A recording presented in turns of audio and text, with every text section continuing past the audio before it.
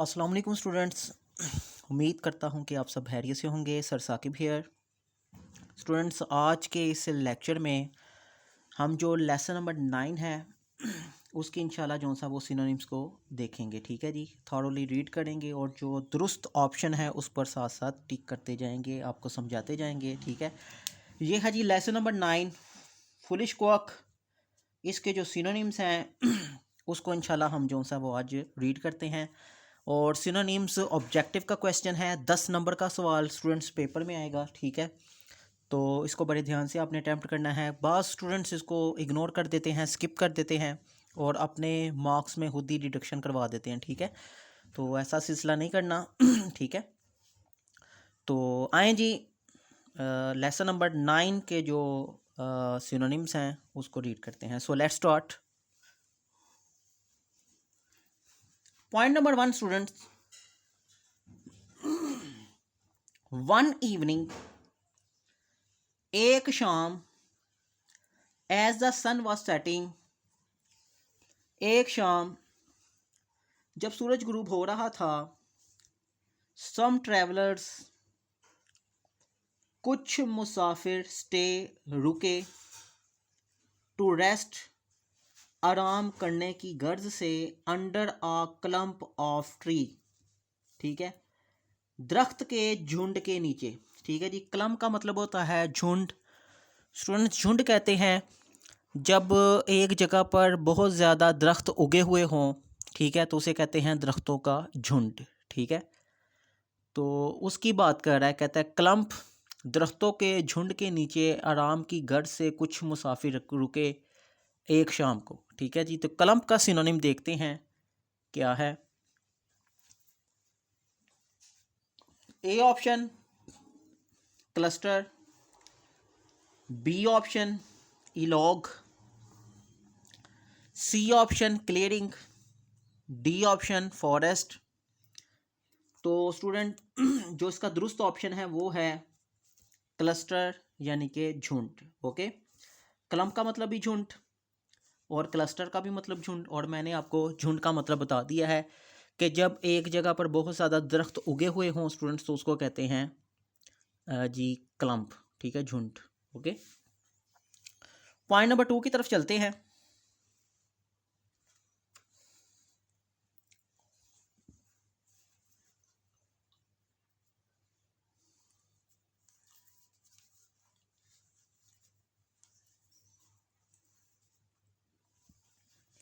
N old woman whose throat, एक बूढ़ी खातून जिसका गला was swollen.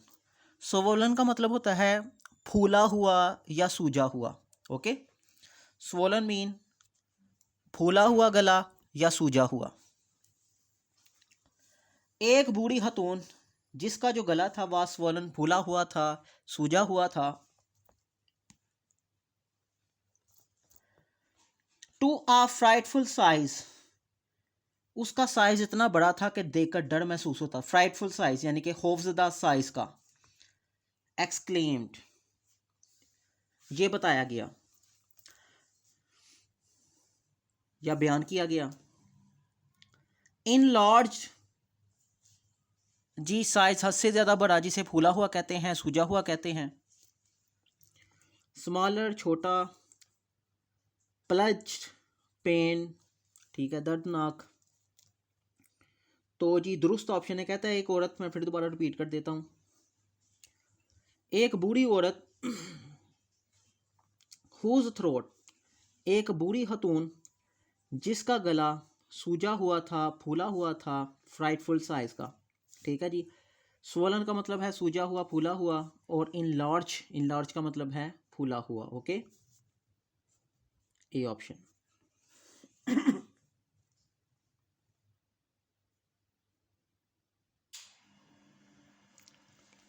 Point number 3,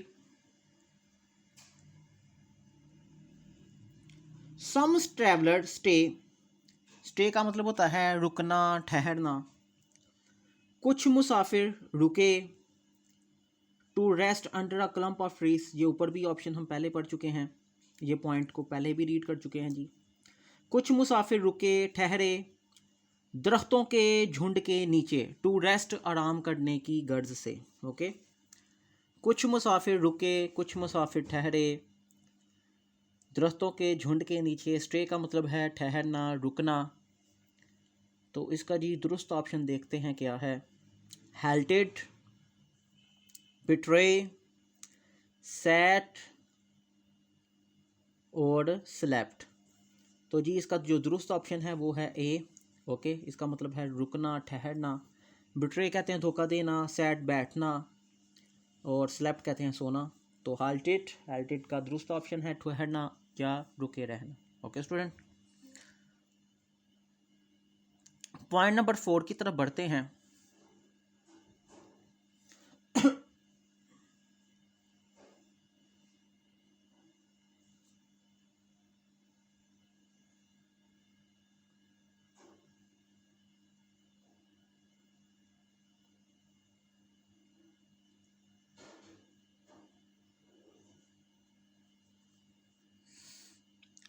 Then struck the place with the greatest violence।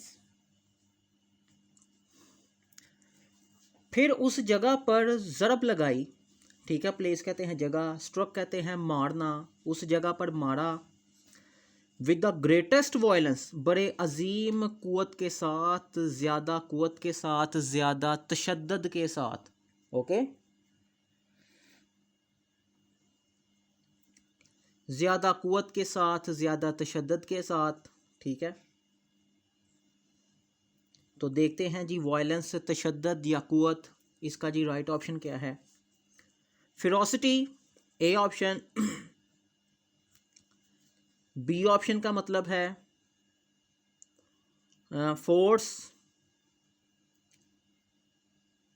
C option care और G D option है dare.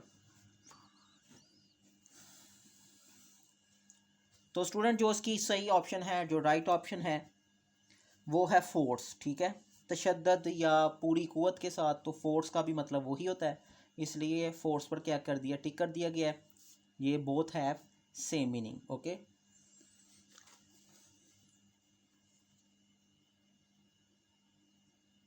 Point number, next point की तरफ चलते हैं।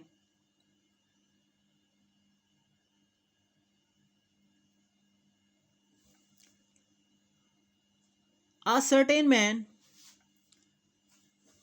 कहता खास आदमी, who had just come up, जो अभी आया था, looking on and observing this, देखने और मुशाहिदा करने के लिए, दिस प्रोसीडिंग, इस अमल को, इस प्रोसीडिंग को। ठीक है, जो अमल था जो उसने किया था, वो उसको ऑब्जर्व करने के लिए, उसको देखने के लिए एक आदमी, एक ख़ास आदमी जो कि अभी अभी आया था। तो प्रोसीडिंग का जी देखते हैं राइट ऑप्शन क्या है, सही सिनोनिम क्या है।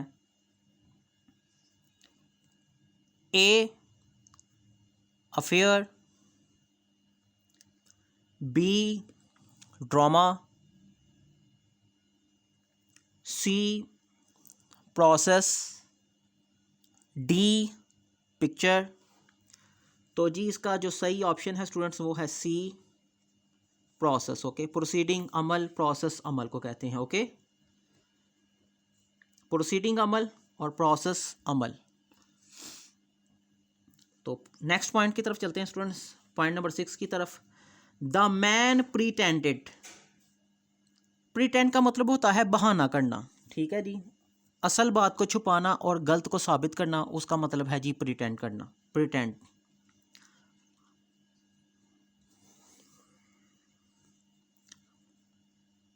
The man pretended that he was a doctor, आदमी ने बहाना किया कि वो एक डॉक्टर था।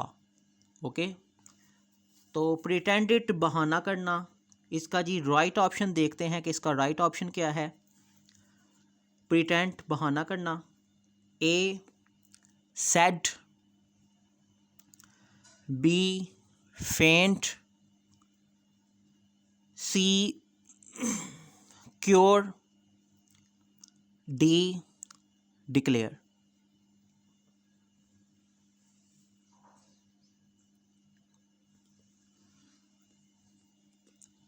ए सेड, बी फेंट, सी क्योर्ड और डी डिक्लेयर।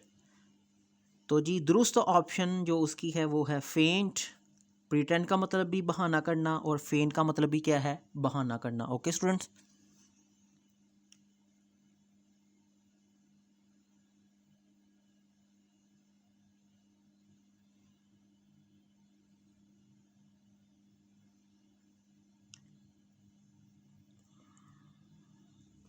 नेक्स्ट ऑप्शन की तरफ स्टूडेंट्स बढ़ते हैं।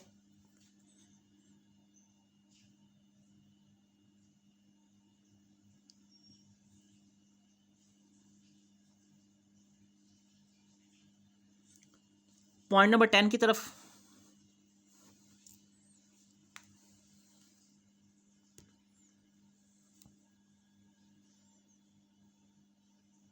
ये सॉरी, पॉइंट नंबर 9 की तरफ।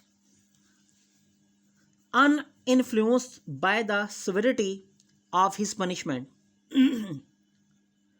सेवेरिटी का मतलब होता है स्टूडेंट सख्ती। बगैर असर किए उसकी सजा की जो सख्ती थी, अनइन्फ्लुएंस गैर असर अंदाज हुई। The man mounted his camel and went on to the next village. आदमी अपने ऊंट लिए सवार हुआ और नेक्स्ट विलेज यानी कि अगले गांव में पहुंच गया। तो सिविरिटी का मतलब होता है सख्ती, ठीक है।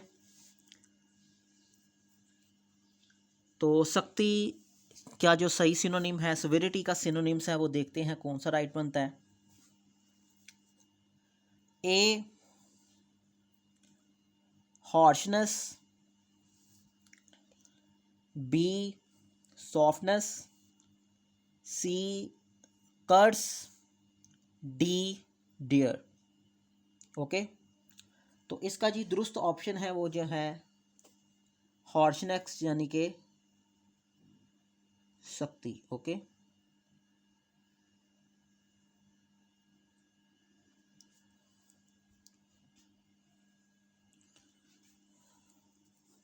harshness सख्ती both have same meaning.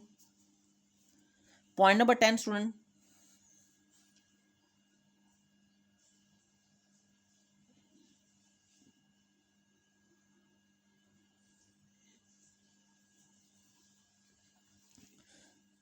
This time इस वक्त it was an old man, ये बूढ़ा आदमी था। इस वक्त ये बूढ़ा आदमी था। who offered himself for treatment, जिसने खुद के इलाज की पेशकश की। इस वक्त ये ओल्ड मैन था, ये इस वक्त बूढ़ा आदमी था जिसने पेशकश की, खुद को पेश किया इलाज के लिए। ऑफर कहते हैं पेश करना। Okay, A option adopted, B है presented, C took, D went. Okay, तो जी दुरुस्त ऑप्शन है जी इसका बी। बी का मतलब भी प्रेजेंट, प्रेजेंटेड का मतलब जी पेश करना, ऑफर्ड का भी मतलब पेश करना। Okay, both have same meaning, इसलिए इसको क्या कर देंगे स्टूडेंट्स, टिक कर देंगे। Okay,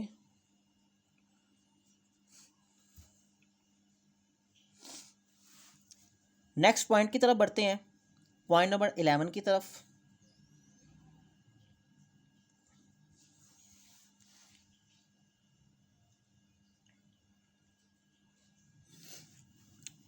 I am not to be compelled. Compel का मतलब होता है स्टूडेंट्स मजबूर करना। ओके, कंपेल मीन मजबूर करना। I am not to be compelled, मुझे मजबूर ना किया जाए। To dig the man grave, आदमी की कब्र खोदने के लिए।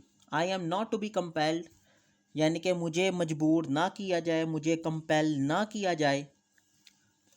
To dig the man grave, आदमी की कब्र को खोदने के लिए। ठीक है जी, ये तब की बात है कि जब वो बूढ़ा आदमी यानी कि वो बुढ़िया को मार चुका था और उसकी कब्र खोद चुका, फिर उसको फेंटा पड़ा, फिर अगले गांव चला गया, अगले गांव जाकर फिर वो आदमी, बूढ़ा आदमी उसके पास आता है इलाज के लिए। तो वो शर्त शर्त ये रखता है, वो कहता है गांव वालों को, कहता है कि अगर ये बूढ़ा आदमी मेरे इलाज से मर जाता है तो तुम मुझे इसकी कब्र खोदने पर मजबूर नहीं करोगे। ठीक है, तो ये उसके ही रेलिवेंट एमसीक्यू पूछा गया है।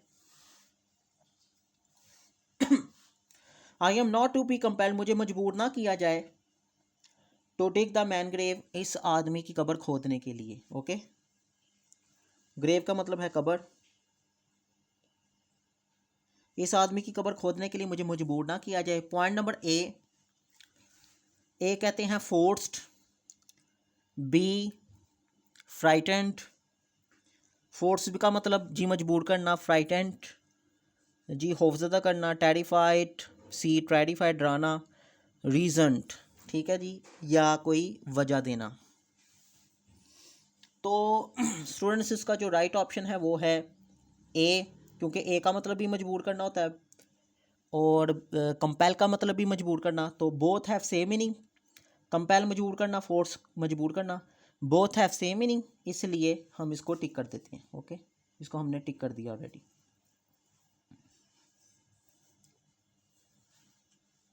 नेक्स्ट पॉइंट की तरफ चलते हैं, पॉइंट नंबर 12 की तरफ।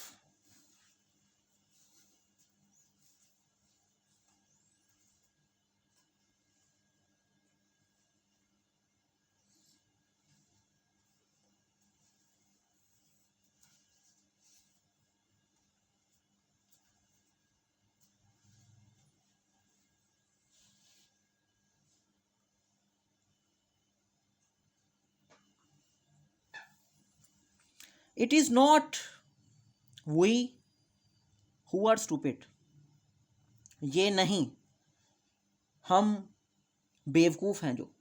आंसर द कैमल मैन, ऊंट वाले आदमियों ने जवाब दिया, कहता है ऐसी बात नहीं कि हम बेवकूफ़ हैं, कैमल मैन ऊंट वाले आदमियों ने जवाब दिया। तो स्टूपिड का मतलब होता है स्टूडेंट बेवकूफ़। तो इसमें जो राइट ऑप्शन है वो देखते हैं क्या है। ए वाइस अक्लमंद, बी लेज़ी सुस्त क्लेवर, सी होशियार, और जी डी ऑप्शन है फूल। तो ये सिंपल सभी स्टूडेंट्स को पता है, ये फूल का मतलब है बेवकूफ़। ओके, तो इसलिए जी इस पर हमने टिक कर दिया, फूल बेवकूफ़, स्टूपिड का मतलब भी बेवकूफ़। ओके, तो इस पर हमने टिक कर दिया। नेक्स्ट टॉपिक की तरफ, नेक्स्ट पॉइंट की तरफ बढ़ते हैं स्टूडेंट।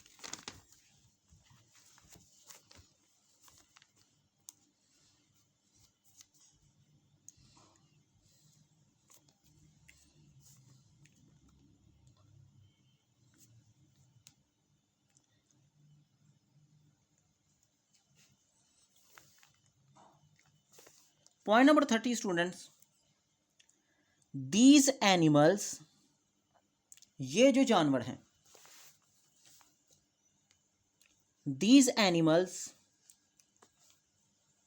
ये जानवर, आर कैमल्स, ये जानवर ऊंट हैं, ऑफ प्रोडीजियस साइज, बेकायदा साइज के। ठीक है, प्रोडीजियस साइज का मतलब होता है बेकायदा, यानी कि साइज हद से ज़्यादा होना। कहता है ये जो जानवर हैं, जो ऊंट हैं, इनका कोई साइज स्पेसिफिक नहीं होता, ये बेकायदा यानी कि हद से ज़्यादा साइज के हैं। तो प्रोडीजियस का जी देखते हैं राइट ऑप्शन क्या है। ए फीबल, बी अबनॉर्मल, सी टिनी, डी स्मॉल। तो जी बेकायदा का जो सही सिनोनिम है प्रोडीजियस है वो है जी अबनॉर्मल। ओके, अबनॉर्मल कहते हैं कि जो साइज़ स्पेसिफिक ना होना, बेकायदा यानी कि असूल से हटकर साइज़। ठीक है स्टूडेंट, ताकि आपको समझने में आसानी हो जाए। तो ये पूछ रहा है जी, ये जानवर यानी कि ऊँट ऐसे होते हैं जो प्रोडीजियस साइज़ के होते हैं, अबनॉर्मल साइज़ के होते हैं। ओके, तो पॉइंट नंबर 14 की तरफ स्टूडेंट्स बढ़ते हैं। Point number 14, how was a feeble old man, how was a feeble old man, old women बूढ़ी खतून कितनी कमज़ोर थी। फीबल का मतलब है जी कमज़ोर, टू स्टैंड खड़ा होने के लिए। बूढ़ी औरत खड़ा होने के लिए कितनी ही कमज़ोर थी। फीबल कमज़ोर, तो फीबल का जी राइट ऑप्शन देखते हैं क्या है। A good, B weak, C fat और डी क्रूअल। ओके, फीबल कमज़ोर और वीक कमज़ोर, इसलिए हम जो दुरुस्त ऑप्शन है वीक, उस पर हम कर देते हैं टिक। Okay,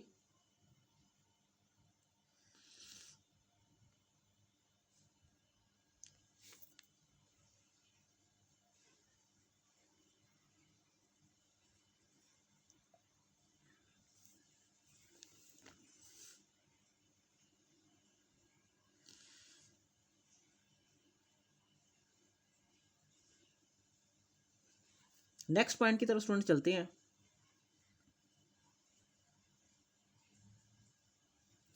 the stolid creature scarcely feeling the blow merely moved a step or two forward।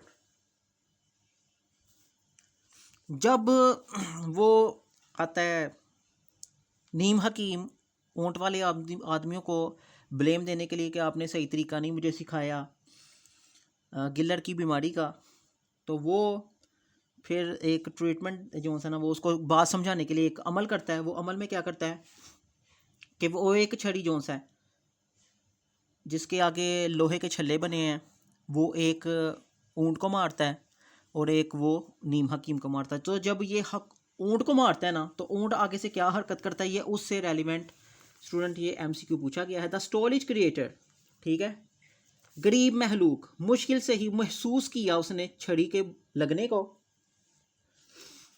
और ज़्यादा से ज़्यादा वो एक या दो कदम आगे बढ़ा, वो जो ऊंट था जिसको उसने छड़ी मारी थी। तो इससे रेलिवेंट है।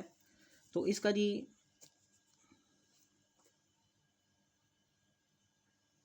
राइट ऑप्शन जी poor. Point number 16, when consciousness return, जब वो होश में आया, क्योंकि उसने छड़ी जब मारी कैमल मैन ने तो वो बेहोश हो गया जो नीम हकीम है। तो ऊँट ने ज़्यादा से ज़्यादा यही असर महसूस किया कि वो एक दो कदम आगे बढ़ा, तो वो चूँकि गिर गया और गिर कर वो बेहोश हो गया। और जब वो होश में आया, व्हेन कॉन्शियसनेस रिटर्न, कॉन्शियसनेस का मतलब होता है स्टूडेंट्स होश। जब वो होश में आया, ठीक है, व्हेन कॉन्शियसनेस रिटर्न, जब वो होश में आया, his bewildered victim inquired, bewildered परेशान, bewildered का मतलब होता है स्टूडेंट्स परेशान। तो परेशानी की जो इंग्लिश है वो देखते हैं सिनोनिम्स राइट क्या है। A small, B innocent, C confuse और डी पुअर। तो जी bewildered का मतलब होता है जी परेशान, और इसका जो राइट ऑप्शन है सी कंफ्यूज। ओके, इसका भी मतलब वही होगा जी परेशान।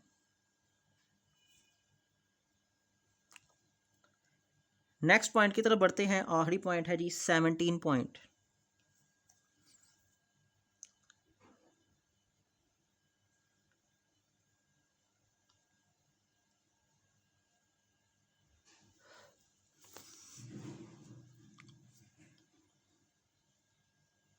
पॉइंट नंबर 17, आह, अफसोस का ये साइन होता है स्टूडेंट।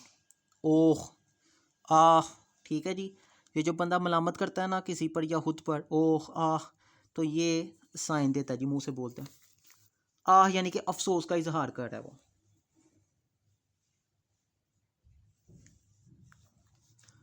आह अफसोस, सेड द रेस्ट मैन, बदबख्त आदमी ने कहा। I now begin to see my error, मैंने अपनी गलती को अब देखना शुरू किया। आई नाउ बिगिन, मैंने अब शुरू किया, टू सी देखना, माई एरर अपनी गलती को। ओके, बदबख्त आदमी ने कहा। तो इसके जी दुरुस्त ऑप्शन को देखते हैं, इसमें से कौन सा दुरुस्त ऑप्शन है।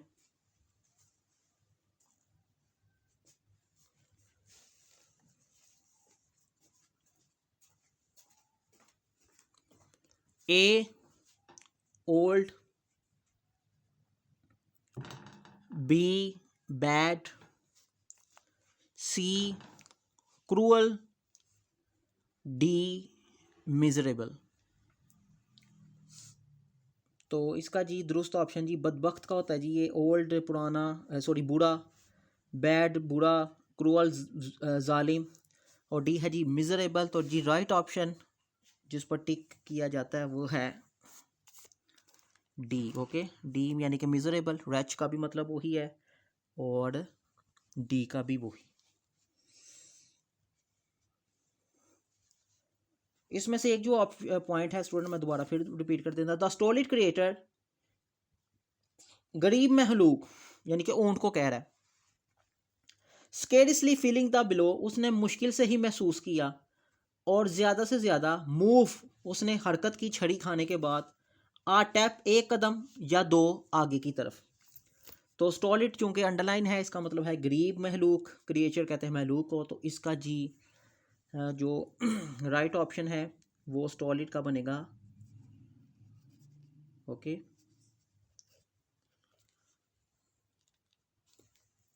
पुअर ही। ओके, तो ये थे जी लेसन नंबर 9 के स्टूडेंट्स एमसीक्यू सिनोनिम्स, जो कि हमने ऑलरेडी रीड कर लिया। उम्मीद करता हूँ कि आपको इसकी अच्छे तरीके से समझ आ गई है। ओके, तो इंशाल्लाह नेक्स्ट टॉपिक में हम स्टूडेंट्स को पढ़ेंगे लेसन नंबर 10 के सिनोनिम्स। तो इजाज़त दीजिएगा, अपना ख्याल रखिएगा, तब तक के लिए जी अल्लाह हाफिज़।